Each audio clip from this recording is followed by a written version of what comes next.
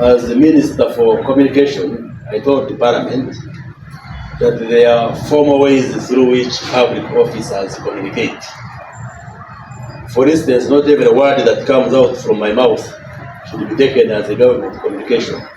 For instance, if I'm giving counseling to my children at home, we use say to the government which is counseling them. There is a formal way we communicate. If the CDF is communicating a policy position to Ugandans, there are formal ways of communicating. So casual conversations and casual talks should not be taken as government policy, as government communication. So if indeed he posted on his ex, formerly Twitter, that comment, it should just be considered as just a casual comment that reflects probably his opinion or what, but not the official position of government, not the official position of the UPDF. If the UPDF is communicating, there are formal ways through which it communicates. And should Ugandans be worried? Absolutely not. I am not one of those Ugandans who are worried. After I sleep in my house with my legs crossed, very comfortable, assured of tomorrow. You are safe. Yes. You are the other side. Which side? That one. Just hold on, let me first. The NRM government upholds the constitution of Uganda, and indeed it is the NRM that midwifed this constitution. The constitution says for you to access positions of leadership, especially political leadership, you have to go through elections. And every 5 years, we have been conducting regular, free and fair elections. And that's how a president comes to be. That's how I come to be a member of parliament. I didn't fall from heaven. That's how you have district chairpersons. That's how you have councillors. That's how you have LCs through elections. And indeed, the Electoral Commission has already issued the roadmap for the next cycle. And in early 2026, we shall have general elections to elect the president, to elect members of parliament, and other positions. And the person who becomes the president is the person whom majority of Ugandans have voted. So that remains the position of government. That's the position of Uganda. Even you, the civilian young person, if you are interested in becoming president of Uganda, when time comes, you can go, get nominated, if you meet the requirements, and then if you are elected, you campaign, you go into elections, the Electoral Commission counts. If you get the majority, you will be announced the winner. Individuals who pose as moneylenders, and they are freezing and suspecting Ugandans. And therefore, we are examining the law with a view of strengthening it and removing all the weaknesses that are within this legislation.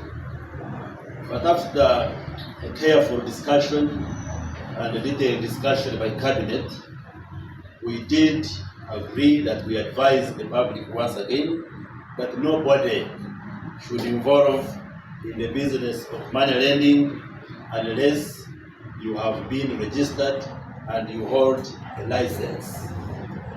And therefore, Ugandans out there who are following this discussion, you should check out if you are going to borrow money from an individual or an organization, please verify that this individual or this company is properly registered. Because if they freeze you, if they regularly handle that transaction, it may be difficult for you to seek court redress if you deal with somebody whom we would otherwise just refer to a con woman or a con man because if government has not properly licensed that money lender, then it becomes difficult in the case of a challenge with that transaction. So we are requesting or appealing all those who are in the money lending business out there, ensure that you are properly registered by the relevant authorities in accordance with the law, so that you can carry out that business in a manner that is lawful and accepted in our laws. And we also further guided, because we observed that the interest rates which are charged by these money lenders are not properly regulated. Sometimes these money lenders take advantage of the desperate situations people find themselves in. The desperation. Somebody maybe has an emergency. Maybe you have a patient in hospital who requires a surgical operation. Probably they require millions of money and it's urgent, and then a money lender just takes advantage of that and charges astronomical interest rates that are not explainable. Money lending businesses that charge as high as 20% a month money they are lending, or even more. And whereas we operate a liberalized economy, but government cannot sit by and see the population being freezed into abject poverty through this business of money lending. And therefore we guide that interest rates that are charged by these money lenders must be calculated based and tagged on the annual inflation rate that is obtaining in the country, so that you can still make profit without you injuring the people who are borrowing from you. And the law that we had made earlier gives authority to the Minister of Finance to regulate the interest rates that are charged by money lenders in the country. And going forward, soon the Minister of Finance will be issuing an instrument that guides on the interest rate that can be charged by those who are in the business of money lending. And also we noted that some money lenders delve into actions which are criminal. For instance, I'm sure maybe some of you have witnessed that. I go to borrow from Honorable Dominic, maybe if it's a money lender, if I use him as an example. Maybe I want 10 million shillings because I have something urgent. Then he makes me sign that I have sold him my house. So if this is my house, I have sold him my house. And even I sign the transfer forms. And then he gives the 10 million.